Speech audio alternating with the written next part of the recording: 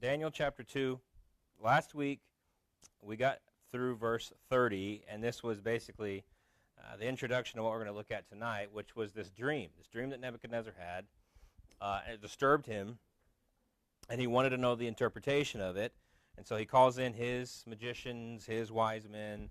Obviously, he wants them to be able to interpret this to see if there's anything that they need to do as far as a political stance. If his dream was telling him something political, but he didn't tell them the dream. So you basically told him, you got to figure this out, and you got to tell me the interpretation. And of course, they say nobody can do that, and they're right. Nobody can do that outside of God. And so Daniel obviously tells Nebuchadnezzar, give me a chance on this. And they pray. God gives Daniel the dream and the interpretation. And so that's kind of where we stopped. We didn't actually see the dream last week. And so here, let me just say this at the very beginning tonight. There is so much that could be said about this dream, and so I've really tried hard to not get bogged down in the details. We're going to give you what the dream is, what the dream means, but I don't want to spend weeks and weeks upon the toes of this statue. Okay, you could do that, but I don't want to do that for the purposes of this study. Okay, and so. This is more overview than anything else, and so we'll see what we need to see tonight. Okay, so verse 31, chapter 2, verse 31, Daniel speaking, says, Thou, O king, sawest, and behold, a great image. This great image, whose brightness was excellent, stood before thee, and the form thereof was terrible. This image's head was of fine gold, his breast and his arms of silver, his belly and his thighs of brass, his legs of iron, his feet part of iron and part of clay. Thou sawest that a stone was cut out without hands, which smote the image upon his feet that were of iron and clay, and brake them to pieces. And then was the iron, the clay, the brass, the silver, and the gold broken to pieces together, and became like the chaff of the summer threshing floors. And the wind carried them away, that no place was found for them. And the stone that smote the image became a great mountain, and filled the whole earth. This is the dream, and we will tell the interpretation thereof before the king. Thou, O king, art a king of kings, for the God of heaven hath given thee a kingdom, power, and strength, and glory. And wheresoever the children of men dwell, the beasts of the field and the fowls of the heaven hath he given into thine hand, and hath made thee ruler over them all. Thou art his head of gold. And after thee shall arise another kingdom, inferior to thee, and another third kingdom of brass, which shall bear rule over all the earth. And the fourth kingdom shall be strong as iron, for as much as iron breaketh in pieces and subdueth all things, and as iron that breaketh all these, shall it break in pieces and bruise. And whereas thou sawest the feet and toes, part of the potter's clay and part of iron, the kingdom shall be divided. But there shall be in it of the strength of the iron, forasmuch as thou sawest the iron mixed with miry clay. And as the toes of the feet were part of iron and part of clay, so the kingdom shall be partly strong and partly broken. And whereas thou sawest iron mixed with miry clay, they shall mingle themselves with the seed of men, but they shall not cleave one to another, even as iron is not mixed with clay. And in the days of these kings shall the God of heaven set up a kingdom, which shall never be destroyed, and the kingdom shall not be left to other people, but it shall break in pieces and consume all these kingdoms, and it shall stand forever. For as much as thou sawest that the stone was cut out of the mountain without hands, and that it brake in pieces, the iron, the brass, the clay, the silver, and the gold, the great God hath made known to the king what shall come to pass hereafter, and the dream is certain, and the interpretation thereof sure. And the king Nebuchadnezzar fell upon his face, and he worshipped Daniel, and he commanded that they should offer an oblation and sweet odors unto him. And the king answered unto Daniel, and he said, Of a truth it is that your God is a God of gods and a Lord of kings, and a revealer of secrets, seeing thou couldst reveal the secret. And then the king made Daniel a great man, and he gave him many great gifts, and made him ruler over the whole province of Babylon, and chief of the governor of over all the wise men of Babylon. And then Daniel requested of the king, and he set Shadrach, Meshach, and Abednego over the affairs of the province of Babylon. But Daniel sat in the gate of the king. All right, so here we go. And I don't think it's going to take us too long to get through this tonight. But as we said, Nebuchadnezzar had placed Daniel in a very tough position, which is figure out both what the dream is and what the dream meant, or you will die. You and all the other, quote-unquote, wise men in Babylon. And so without God, as we said, without God, this would be a death sentence. Nobody can do this. But as Daniel said in verse 28, he says, There is a God in heaven that revealeth secrets. And so Daniel was completely dependent upon God and had full faith that if it was God's will for Daniel to know this dream, he would reveal it. And so this is, and I don't want to just really pass that over. That's quite the undertaking of faith. If somebody came to me and said, hey, I had a dream, I don't know what it was, can you tell me what that dream was? It would take a lot of faith to say God will provide that dream. And not only the dream, he will tell me what that dream means. This is a lot of faith that Daniel is living by. And that's kind of fit for his whole life. We see that Daniel just does that kind of consistently. But as we get to the text, Daniel, again, he's standing before the king. He told him as we saw last week, God provided the dream. Here's the interpretation. So he finally begins to lay this out. And so the dream is, he sees this large, bright image. And the word image there, interestingly enough, is the word for idol. Now, that doesn't necessarily mean that Nebuchadnezzar was dreaming about people worshiping this thing. However, given its context, I think it's fitting. And so he sees this large, bright image, and he describes that image at the end of verse 31 as terrible. And the word there means fearful. And so what he means by that is essentially this image was overbearing, and it induced fear. It was a fearful, inducing image. And so it makes a whole lot of sense that Nebuchadnezzar was disturbed by this. Just the image itself was disturbing. And so the image itself is quite simple. It's an eclectic mix of metals, but it's essentially a depiction of a man, and the head was gold, and then you have the chest and the arms were silver. The abdomen moving down into the thighs, into the legs was brass, and then the legs were iron, and then you get into the feet and the toes, and the feet and the toes were a mixture of iron and clay. And so just based upon that, before we get into any interpretation of it, there's a couple of obvious things about this. First of all, the metals are moving from the most precious to the least precious, the most valuable to the least valuable. Right? You go from gold to silver to brass to iron, and then this mixture of iron and clay. And then kind of the reverse of that is that it starts with the softest metal, and it moves down to the hardest metal, with the exception of, again, that mixture. Obviously, that mixture would make it not nearly as strong, obviously, had they just been solidly iron. And so we see this kind of top-heavy, which you can get into a lot of details with the metals, but gold is significantly heavier than the other metals, and so it's a top-heavy image. But nevertheless, we can see there's some obvious delineation taking place from the head down to the toes. And so after that, he sees this image, and then he says he sees this stone that was cut without hands. And so there's this stone that strikes the feet of the image. The feet break, which, the feet were was the weakest spot because it was the iron mixed with the clay. The stone breaks the feet, and as the feet break, the rest of it just kind of disintegrates because it says that it's blown away like chaff in the wind. Okay, and then that stone that broke the feet, now it's a great mountain. Okay, and so obviously there's this great image, this terrible, fear-inducing image that was toppled by the stone. That stone now becomes this mountain. And so the mountain obviously reigns supreme over the image. Okay, so all of that we can get before we ever get into any interpretation. And so at this point, Daniel then moves into the interpretation. And so now there's some controversy about this. Some of it is pretty straightforward, and some of it is actually fairly well universally agreed upon. But there's a little bit of disagreement, I guess, on some of this, which we'll talk about that in just a second. And so the dream, or the image, I guess I should say, the image is essentially a God's prophecy concerning the next several hundred years of governments and world powers. And then it moves on into the future, into God's everlasting, eternal kingdom. Okay, and so it's going to basically depict world powers, and then those world powers will fall, and they will fall, and then we'll have God's kingdom. Okay, and so that's what this dream, just bottom line, that's what the dream is showing. And so he kind of makes his way down. He starts at the top. The head of gold is Nebuchadnezzar himself. He says, "You are the head of gold." And so the head then of the statue represents Babylon, and you could say Nebuchadnezzar himself sitting on top of the statue. The gold head, the smallest part of the statue, the most precious part of the statue. Obviously, that would have appeased Nebuchadnezzar's ego, but nevertheless, he says, you are the head of gold. Now, it's interesting in verse 37, he calls him a king of kings. He says, thou, O king, art a king of kings.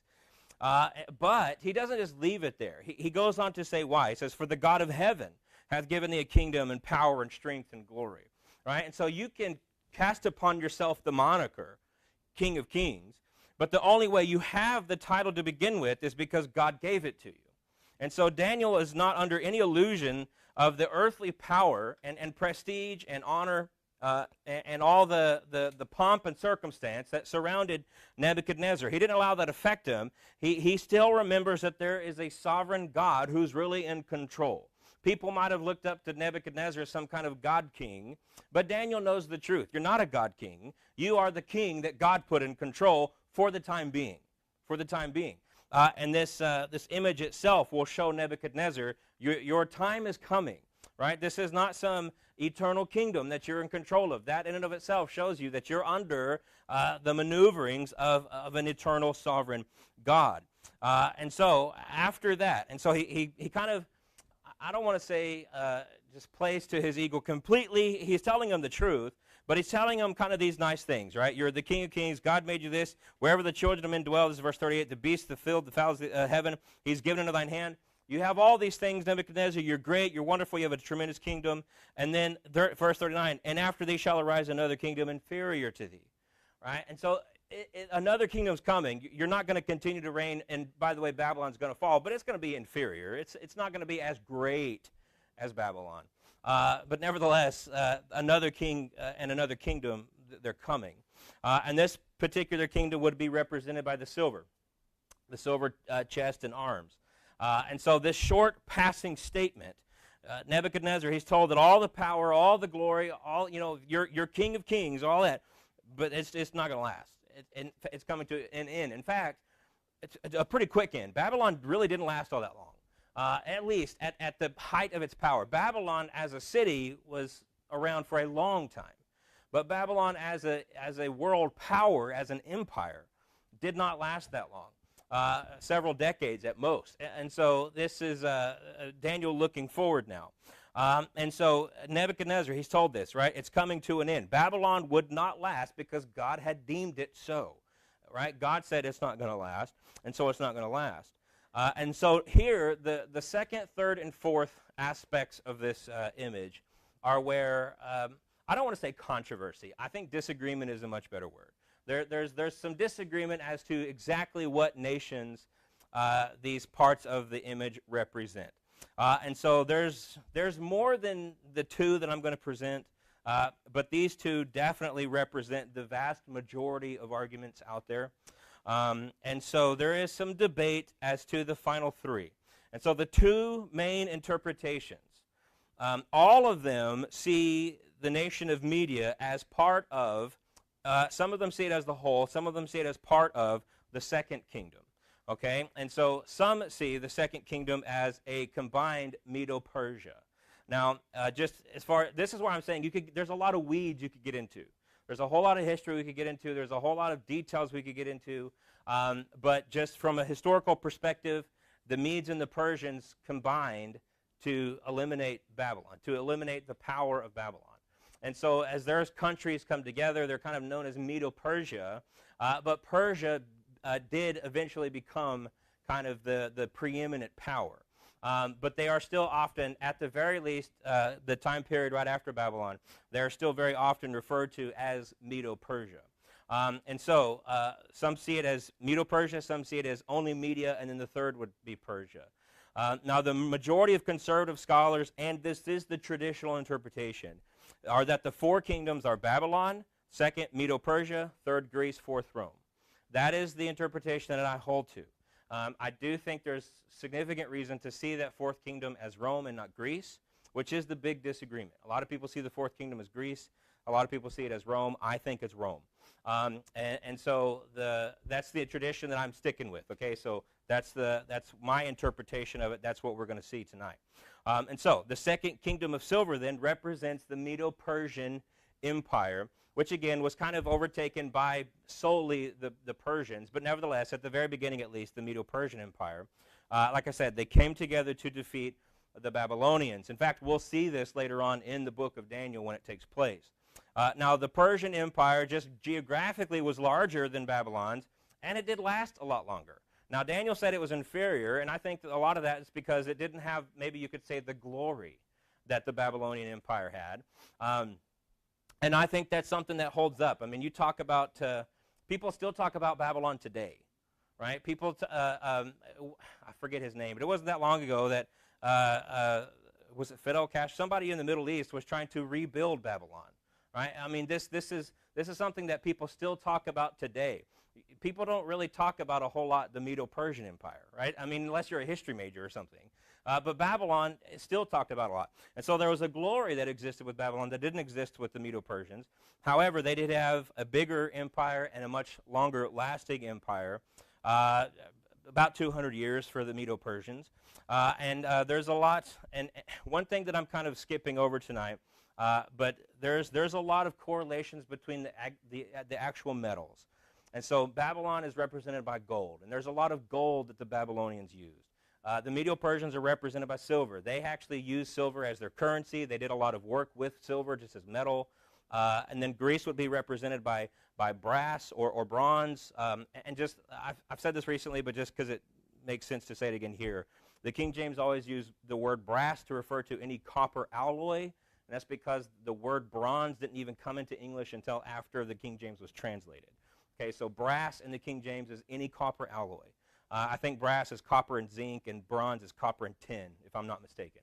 Nevertheless, and so Greece is referred to as brass or bronze. Greece, the Greeks used were a part of what's called the Bronze Age, and then obviously there's a whole lot to do with Rome and iron, and so there's, like I said, you could talk for a long time about all these kind of little details, and so I'm trying to just kind of present it clearly tonight. And so you have Babylon, and then you have the Medo-Persians. After the Medo-Persians, you have the abdomen and the thighs of brass or bronze, and these represent the nation of Greece. And so Alexander the Great, the Greek, he is the one who conquered the Persians. There was a lot of wars taking place, but Alexander the Great was the one who really ended the Persian Empire. And so under Alexander the Great, the Greeks were unified. And so you have the abdomen kind of, as one solid unit. And then, but it's not just the abdomen. It's the abdomen and the thighs. And so it moves from one solid unit into the beginning of two legs, right? After Alexander the Great dies, the Greek empire, it's not necessarily that it's split, but it definitely has two main divisions. And so there's different terms for this. But the one that most people use is you have Syria and Egypt. And you have the Syria division of Greece, and you have the Egypt division of Greece. And so you have this clear delineation, again, going down the image. You have the abdomen, and then the abdomen splits into the two legs. That perfectly fits the empire of Greece. And then the Greek Empire, again, bigger than the Persians, lasted longer than the Persians. And so, again, you can see how the metals, softer, and then it gets a little bit harder. The nations, the empires that they talk about, shorter, and then they get a whole lot longer. Persians lasted longer than Babylon. Greeks lasted longer than the Persians. Rome lasted significantly longer than any of them. And so the Greek Empire, much bigger, much more vast, lasted roughly 300 years. And there's a lot of debate as to the exact kind of date that Greek kind of ceased to be and Rome started, but roughly 300 years. And then the legs of iron represent Rome. Now, the Romans were much larger than the Greeks. I mean, the Roman Empire covered almost the vast portion of Europe. I mean, what we think of as Europe today was basically the Roman Empire. And so they were huge. They lasted much longer than Greece. And again, two legs. You had two divisions of the Roman Empire. You had the Western Rome and you had Eastern Rome. You had Alexandrian Rome and you had the Byzantine, right? You have these kind of two separate sections of Rome. The Western Roman Empire lasted until 476. The Eastern Roman Empire lasted until 1453. Right? So we're talking about way longer, much longer empire, much bigger empire, and again, it fits the image of the metals. Now, you get a couple of verses here. And so verse 40, it says, "And the fourth kingdom shall be as strong as iron, For as much as iron breaketh in pieces and subdueth all things, and as iron that breaketh all these, shall it break in pieces and bruise. And whereas thou sawest the feet and the toes, part of the potter's clay and part of iron, the kingdom shall be divided.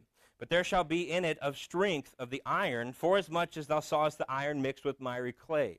And as the toes of the feet were part of iron and part of clay, so the kingdom shall be partly strong and partly broken. And whereas thou sawest iron mixed with miry clay, they shall mingle themselves with the seed of men, but they shall not cleave one to another, even as iron is not mixed with clay. And so the image itself had this foot, and specifically these 10 toes, which you could very clearly see the strict division of iron and clay. And so, they didn't mix together. And I'll say this is by far the most debated portion of this whole text. What are these toes? What are the 10 iron/clay toes? What are these?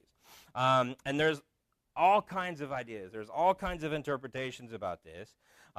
Some see this as just kind of the general weakening of Rome over time, which that did take place. Rome was very strong at one point, and then through the centuries, with all the political machinations and things taking place, Rome just got weaker and weaker and weaker.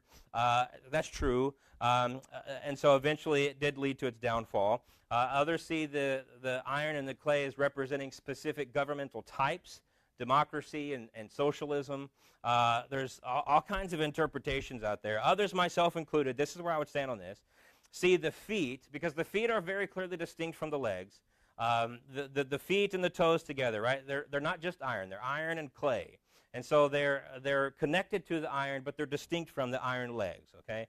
And so, like I said, myself and others see this as the feet is now pushing us forward.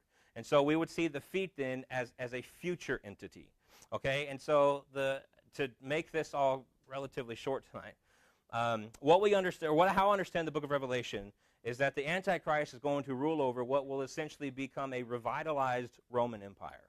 And so the Antichrist is going to stand over this kingdom, and that particular kingdom is going to be split into 10 divisions. Several times in the book of Revelation, you see the beast, and he's said as having 10 horns.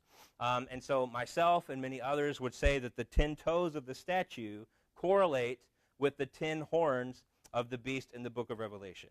And those 10 horns would basically represent the divisions of the revitalized Roman Empire over which the Antichrist sits.